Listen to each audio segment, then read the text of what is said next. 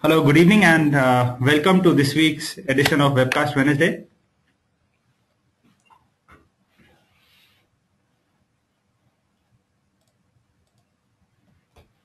So, Webcast Wednesday is a weekly live online training where LabVIEW experts from National Instruments and the industry introduce you to one new topic each week that covers concepts, demonstrations, and examples in a way that you can relate and apply to your applications.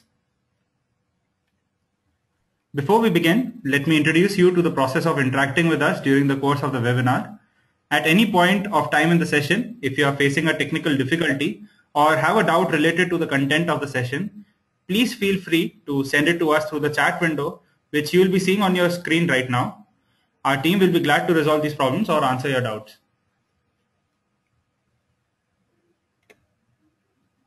In order to maximize your webcast experience and have a learning experience free of glitches, we are offering you two audio options. While you see the presentation on the screen, you can choose to listen to us through Voice over Internet Protocol or VoIP. This simply means you receive the audio at your end through your computer speakers. Adjust the volume of the speakers for a better listening experience. However, if you are on a slower internet connection, you might experience a certain audio lag or broken audio reception. In this case, we recommend you listen to us using our toll-free number. You can dial this number from your mobile or telephone free of cost, and you will start receiving the audio from your phone line. The numbers are, for attendees in India, 1800-425-4061, followed by the PIN 507248 hash. For attendees who are joining us outside India, you can dial +9144 2370 2370, followed by the PIN 507248 hash. During the course of the webinar, if you encounter problems in receiving audio, you can always ask us for the phone numbers again. So let's start the presentation now. We'll be talking about multi-axis motion control using NI Soft Motion. My name is Siddhant Shah. I am an applications engineer at National Instruments India. So let's just look at the elements of a typical motion system. As you can see, you have a flow diagram in front of you. A typical motion system consists of several components. You have a motor, which is the heart of your motion system. Then the motor is connected to a drive or an amplifier, which provides current to that motor. There is a motion controller, which provides commands to your motor or movements. And that motion controller is actually providing signals to the drive through voltage.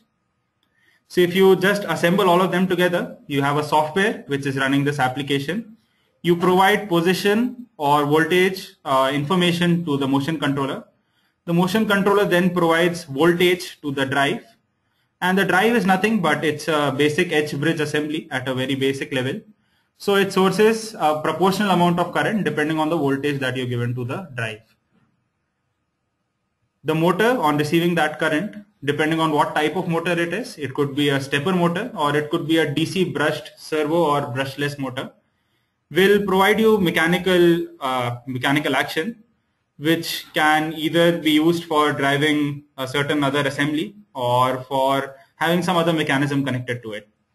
Now, one very important thing is, in case we are looking at a closed loop feedback system, we will also have a feedback coming in from the motor, which goes back to the motion controller. So generally, this feedback from the feedback device could be either from an encoder. Encoders could be absolute, could be differential, could be quadrature encoders, or they could be analog feedback, which you receive from sensors. So say, for example, if I am having a strain application, I can actually measure the amount of strain or the amount of torque that I'm applying on a body and use that as a feedback to give it back to my motion controller.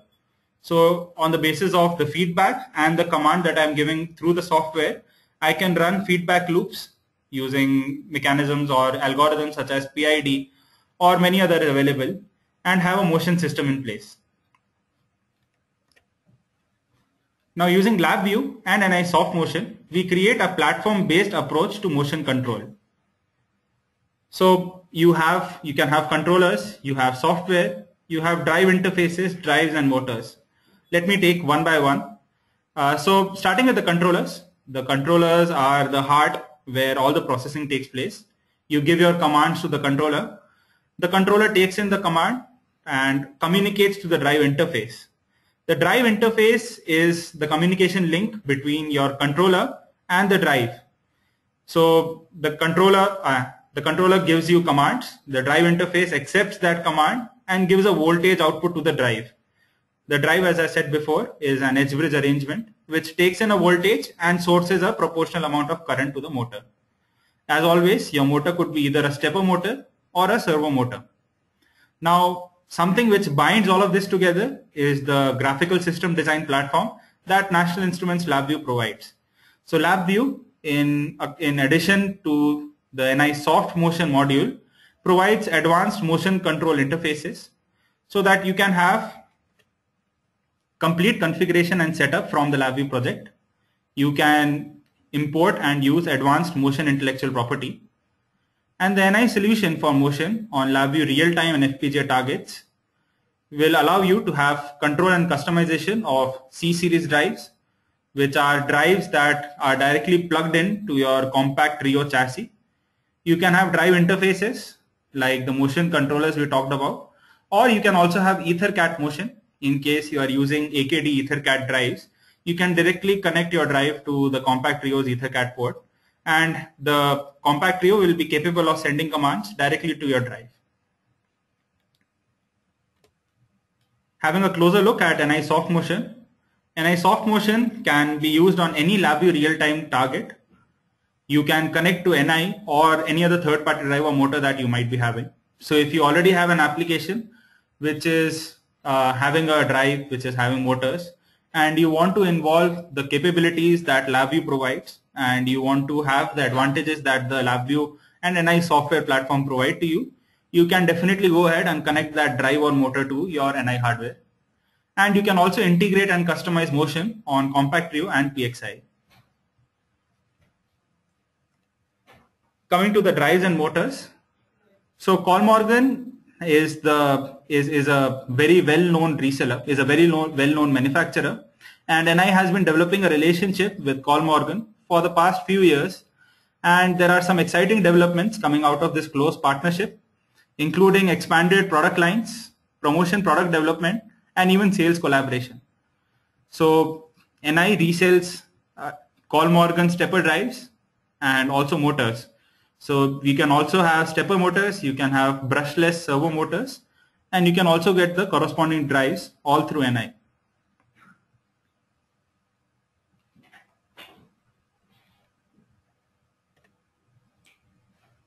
So coming to LabVIEW, now we talked about soft motion. So soft motion is nothing but it's an additional module that you use along with LabVIEW. Once you install soft motion module on your LabVIEW installation, you have the NI soft motion in the LabVIEW project and on a compact Rio with the scan engine enabled. So as you can see in front of you, you have a project, and under that project you see something like a simulated axis. We'll come to what that is. And on the right hand side you can see I have a compact Rio added as a target, and I have two drive modules. There is a 9512 which is a drive interface module, and there is an analog input module as well. So what I have done is I have used this module and I have detected it in the scan mode on my compact Rio, and we'll see what it's capable of. So using the LabVIEW project and soft motion, you can configure and test your axes. So you can look at axis properties, you can tune your axis, and you can have interactive panels for doing that. I can bind my axis. We'll see what that is. You can define coordinate spaces, and you can also define tables in which I have a predetermined set of points, set of coordinates that I simply load into LabVIEW, and my motion system follows that set of coordinates for me. So let's start. We add a NI soft motion access to the LabVIEW project by simply right clicking on your target. It could be your computer or it could be a compact Rio. In this case, in the screenshot that you see, you are adding a soft motion access to your computer. So I simply right click, go on new, select soft motion access. On doing that, you will see a soft motion virtual access or simulated soft motion access being added to your project. Once you have an axis added to your project, you will have an access manager in which you will be able to bind your axis. So on the screenshot here, you can see there are two axes and each of them have been bound to an axis. So you have two modules, 9512 in slot 1 and 9512 in slot 2. Both of them have been bound to a simulated axis. By binding, what I mean is I can either leave the axis simulated. So basically what happens is whenever I define a simulated axis in LabVIEW, that axis can either be used or it can either be left simulated so that I can test trajectory generation algorithms on a simulated axis. I can, if I'm having a SolidWorks project or if I have a SolidWorks assembly, I can directly bind an axis on my SolidWorks simulation to a simulated axis in LabVIEW. So for example, many customers develop CNC machines on SolidWorks, and what they do is simply import that SolidWorks CNC machine model into LabVIEW and say if I have a 6 degree of freedom CNC machine, I can assign each degree of freedom or I can assign each axis on the SolidWorks simulation to an actual axis in my motion system. You can bind the axis to a supported NI motion hardware, or you can leave it unbound in case you are using for NI drive modules or if you are having any custom controller that you could have defined on the FPGA. So coming to programming,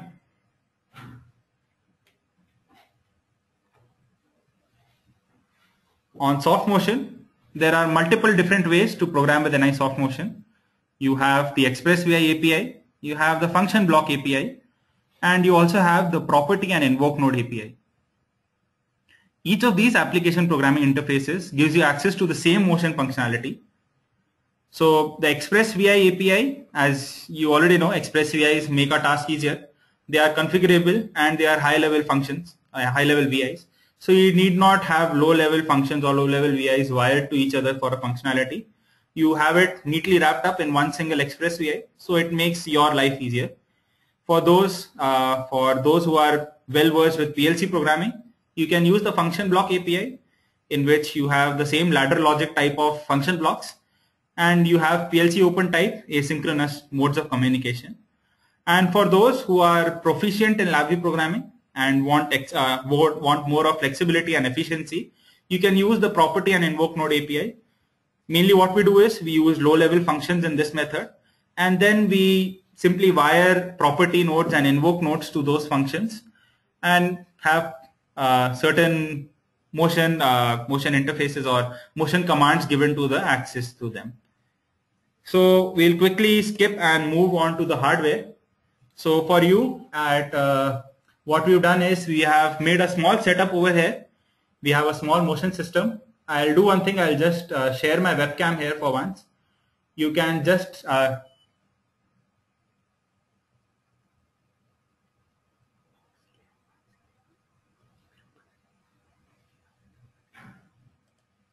give me a moment. I'll set up the webcam once.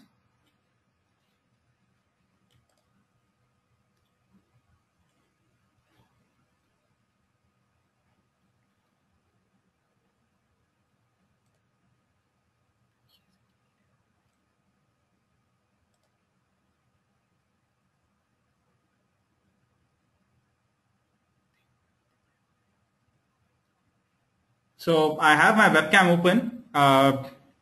If you are able to see the webcam as well, kindly just reply with yes. And in case you are not, please reply with no.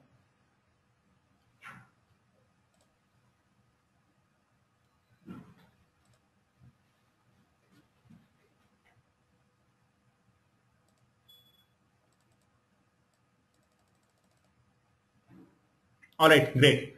So what we have done here is a simple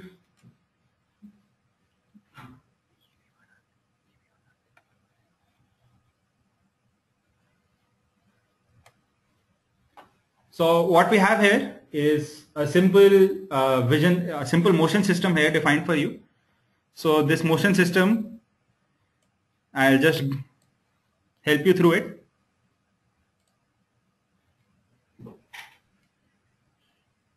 Okay, so over here, this is our compact trio. The compact trio has two drive interface modules connected to it. Both are 9512s, which are stepper drive interface modules. What I've done is these compact trio modules, the stepper interface modules, have been connected to one drive each over here. So these are stepper drive modules. Each of these modules is connected to one stepper motor each. As you can see, one motor here, one motor here. And these two motors are connected via a simple slider mechanism, so that you have a head, or you have a sliding, you have an actuator. So this sliding motion will be replicated or will be reflected through this actuator. So coming back again, a small recap. I have a compact trio here. This compact trio is connected to my system using Ethernet. Two motion interface modules. Each module will give a voltage command to my drive. The drive is an H-bridge arrangement. Depending on the voltage, each drive will source a current.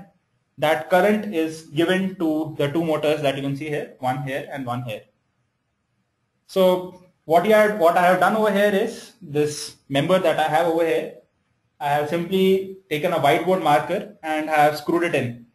So whatever motion will happen, I can see that motion or whatever rotation my two motors will give me shall be reflected through what the marker writes on the board.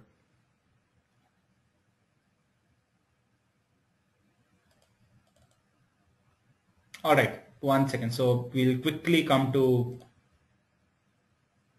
LabVIEW then.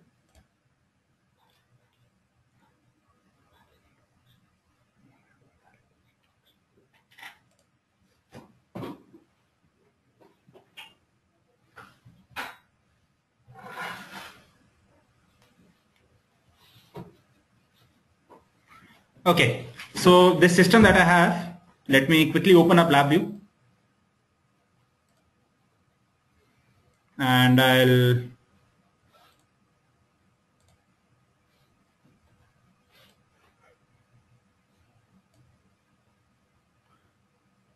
create an empty project.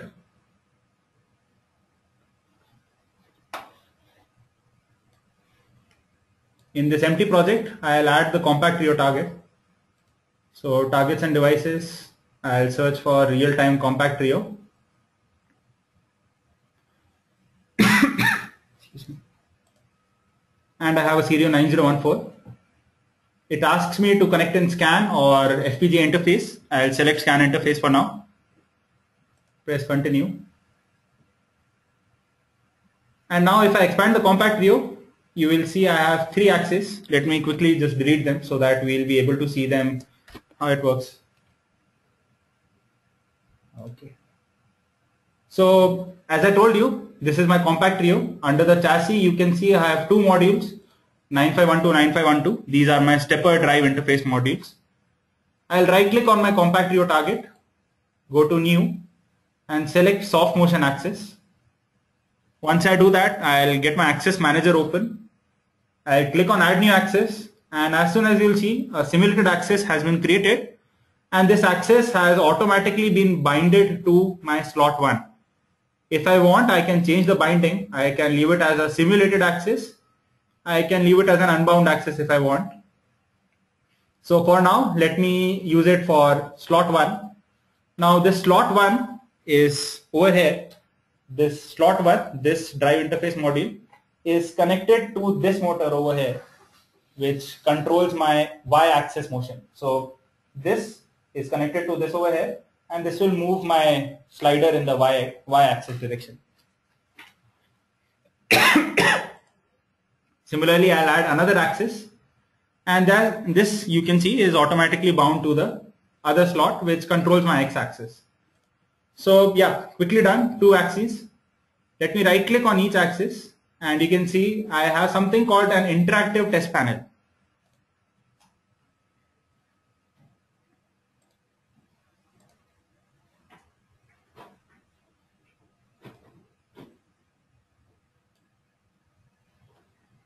So we have quickly deploy the axis, and yeah, so you have over here, I'll just quickly open this again. Axis 1 is slot 1, interactive test panel. You get this. Now this is a very quick panel, just like if you are familiar with the data acquisition hardware that we provide. Using the Measurement and Automation Explorer, Max, I can quickly configure and check if the card is working fine or not. Similarly, I can check for various parameters here using my interactive test panel. So let's do something here. Let's quickly test something. I'll use a target position. Now this position is in the counts. This is a stepper motor. So each step you give a command by giving number of steps that you want the motor to move. So let me give it 10,000 steps and minus because I want it to move in the counterclockwise direction. Move constraints, I'll quickly reduce the velocity and acceleration because I want it to happen at a comfortable speed. So let's see how this works. Let's quickly try this out. Okay, this is quite slow. Let me increase the speed once.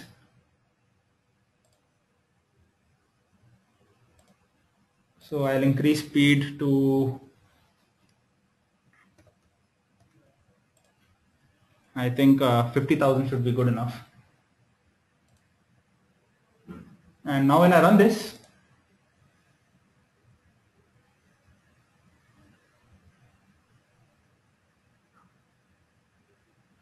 so you saw the actuator move, right? If you did not, let me just try taking a larger value. I'll increase the acceleration and deceleration values a bit.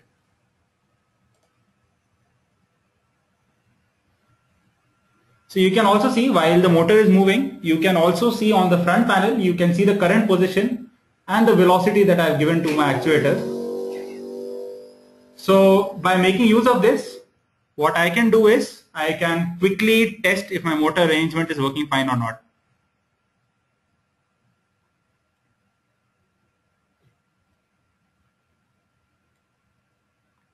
Similarly, I can also test my other axis here. So let me just try out something else here. I'll go to the properties of the axis. Now this is the axis configuration. You can check and set various parameters. So in case you are using this as a servo motor or a stepper drive, you set that here. Whether you're using it in an open loop or a closed loop system. Right now I am not using any encoders, so it's an open loop system here. Also, I can set trajectory, so I can set whether I want my drive to be disabled or enabled. I can, so yeah, you can see what type of interpolation I want for my spline. All these parameters can be set. One very important parameter is the units. So I can define how many units does 1 centimeter correspond to. Now we know stepper motor works in steps. So I need to define how many steps correspond to 1 centimeter.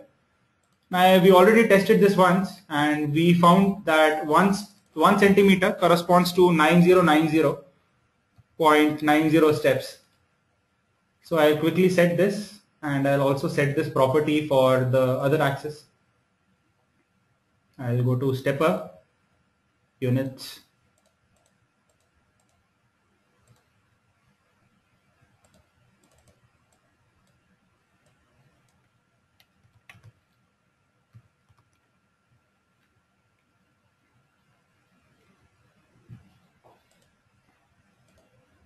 Okay. So once this is done, let's quickly do one thing. We'll quickly create one code so that this works.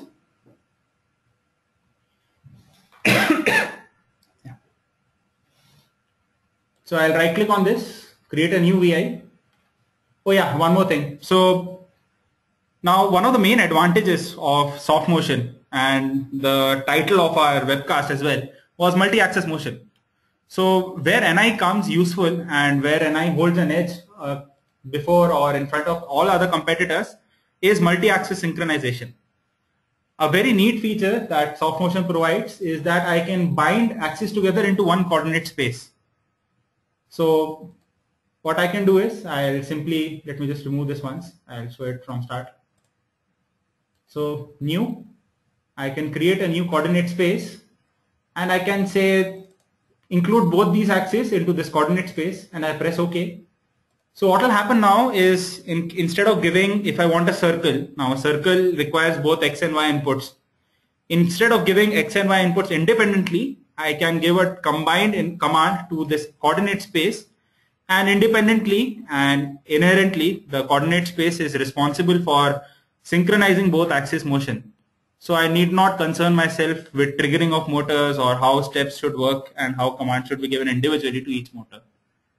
So let's do one thing. I'll quickly develop a code. Let me create a VI. I'll open this VI and in the meantime, I'll just quickly configure my drive also.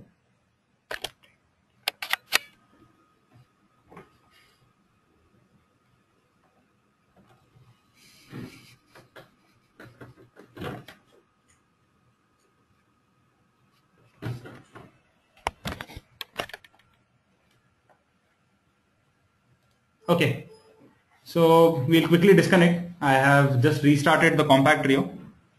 We'll switch over to the screen now. I'll just deactivate the camera for a moment.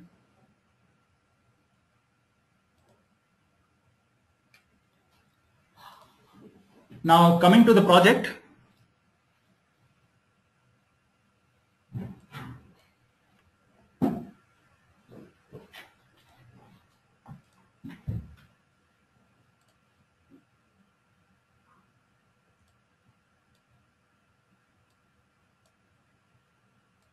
So on this project of mine, you can see I have these axes defined.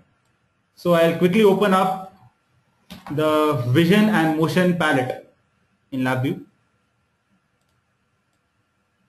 Open NI soft motion and go to Express. So we'll be looking at Express VIs for today.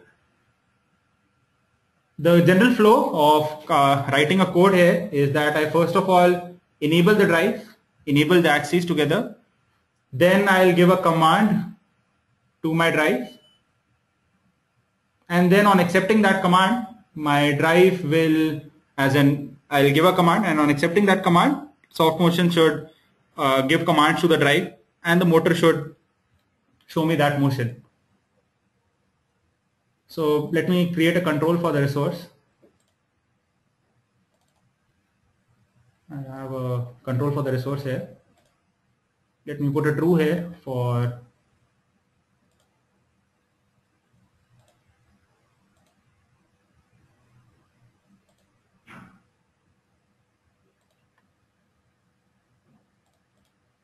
and the same resource will be passed on to the straight line move VI. I'll wire the error clusters together. Now on double clicking, you will see I get this Express VI dialog box in which I can define my main critical motion control parameters. So now this is a relative motion. So I'll be giving my destination relative to my source, my current position.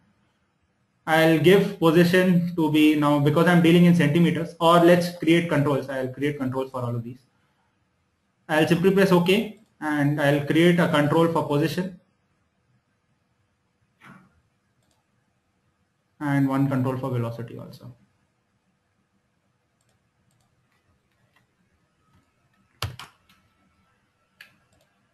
On a quick cleanup, you will see this is what I have. Now let's see if I am able to connect to my target.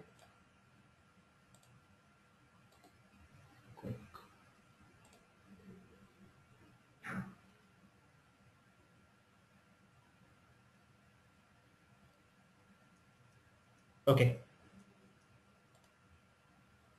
So I'll select module 1, which is axis 1. So I'll simply select axis 1 here. My position should be plus 10 centimeters. Now remember, I'll be giving the units in centimeters. Let me switch on the camera once.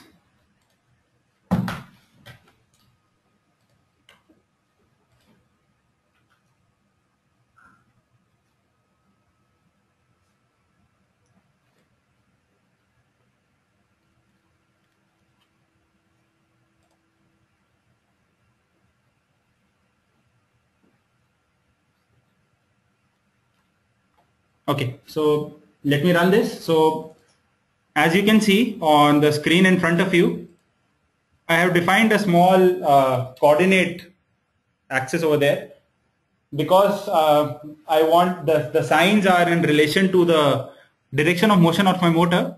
So if I want my arm to go down, I'll give a positive coordinate. So in my VI, I'll give a positive 5 centimeters and I'll give a velocity of 2 centimeters per second. So if I run this code now,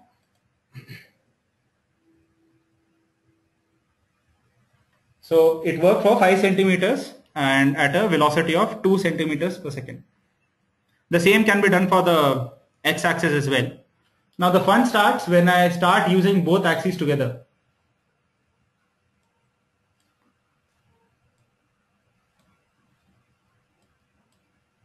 So let's quickly get rid of this and let's use a arc instead. So we'll create an arc which is a two-dimensional figure.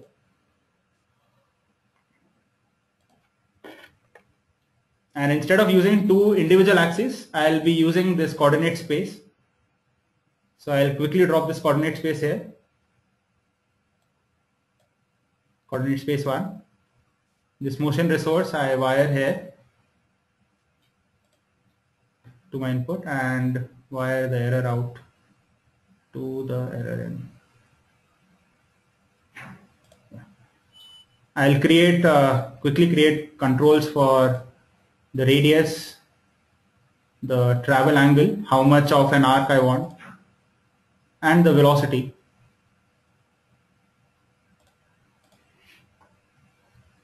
So say I want a radius of 3 centimeters, I want an arc of 270 degrees, and I want a velocity of 3 or 4 centimeters per second.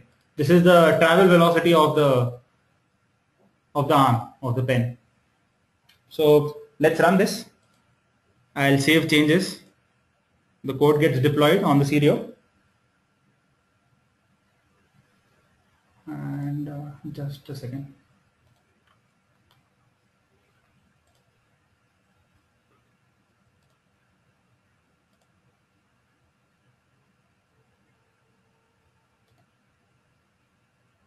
I'll see if there is an error coming.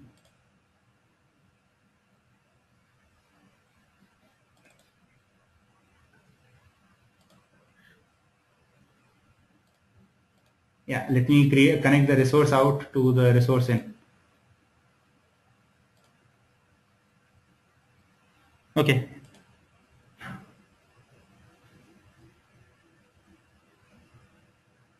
So you see an arc of 270 degrees was sketched by giving a direct combined command of 270 degrees travel angle to my coordinate space. This enabled the axis and the drive, and this arc move simply gave the command for an arc to be run off so and so distance. Okay, so I'll just run this again. I will now give a larger radius of 4 centimeters, make it a bit faster, and give a, yeah, I think 270 degrees should be okay.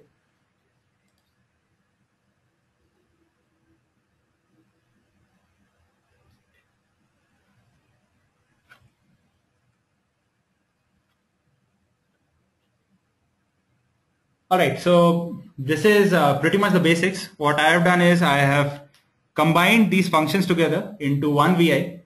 Let me show you that once.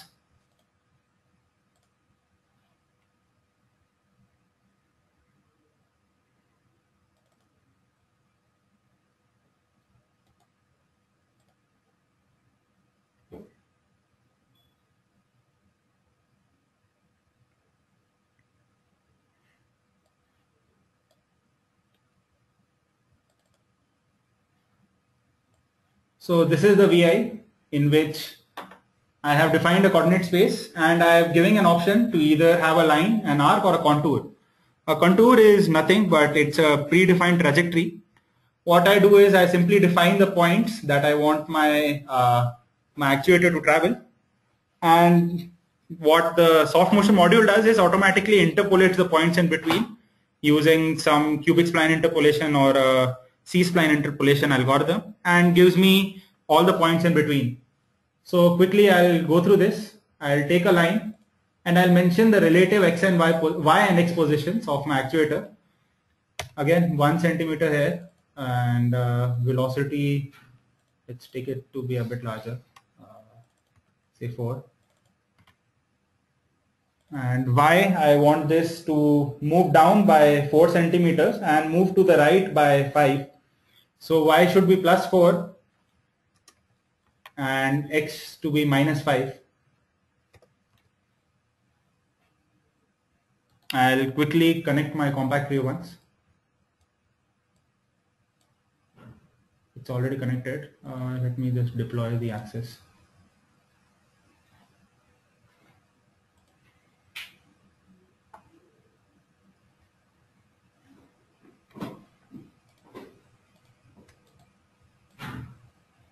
So by deploying, what basically happens is I'll put all the settings that I had defined earlier into my software. Okay, so line.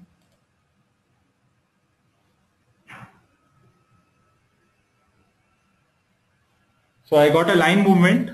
Now, if I want to trace an arc, again I can trace an arc, 2 centimeters, define speed, select arc mode, an arc gets traced. And in contour mode, I'll just repeat again, I can put relative coordinates of where I want my points to move. So say I want, let me put random values. 3, minus 1, 2, 0, and 3, 3. Put this into contour mode, and now when I run this, you'll see a contour will be shaped in which all the points, initial points, are taken, and I simply interpolate, I smoothen the transitions between them and get my code running. If you have a look at the code, it's very simple. All I've done is simply use the case structure.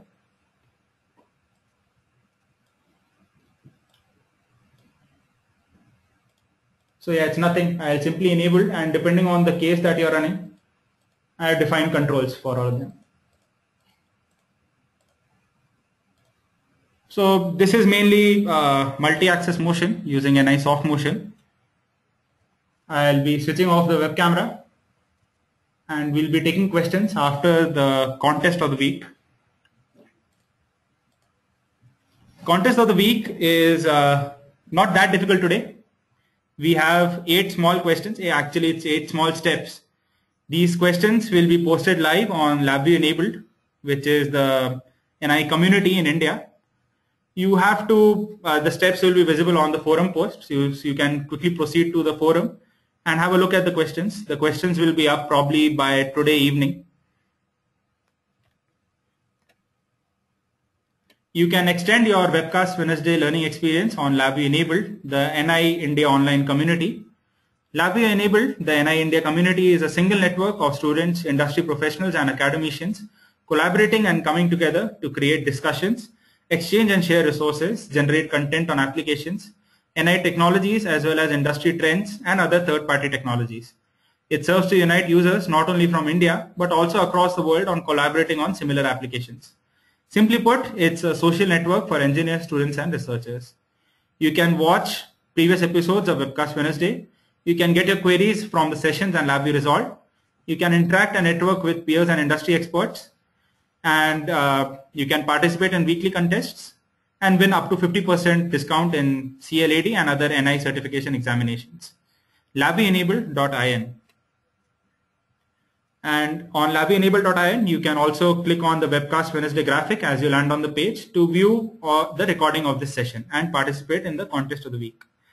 That's it from me today. I hope you had a good session. We are open for questions for the next 5 minutes. So please feel free to give your feedback and also give comments and also ask questions in case you have any. Thank you.